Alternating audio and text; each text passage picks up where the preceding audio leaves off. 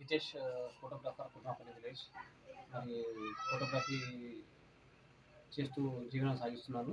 నా జీవనంలో భాగంగా 19th రోజు నిజామాబాద్లో హల్దీ ప్రోగ్రామ్ కంప్లీట్ చేసుకొని ఫోటోగ్రఫీ చేస్తూ రిటర్న్ వస్తున్నప్పుడు సుమారుగా రాత్రి 12:30 12:30 టైంలో మరి గండి నుంచి వచ్చేటప్పుడు ఈ మల్కాపూర్ తాండా దాటిన తర్వాత గుర్తు తెలియని దుండగులు అకస్మాత్తుగా ఆ రైస్ మిల్లులో పనిచేసేటువంటి దుండగులు అకస్మాత్తుగా నాపై దాడి చేసి నన్ను చాలా తీవ్రంగా గాయపరిచి నా దగ్గర ఉన్నటువంటి కెమెరా, సెల్ ఫోను, నగదు ఇవన్నీ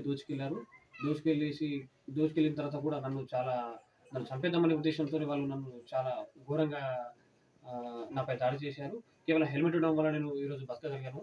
హెల్మెట్ గినుక లేకుంటే ఖచ్చితంగా వాళ్ళు నన్ను ఫస్ట్ అటాకు తలపిన్నే చేస్తున్నారు సార్.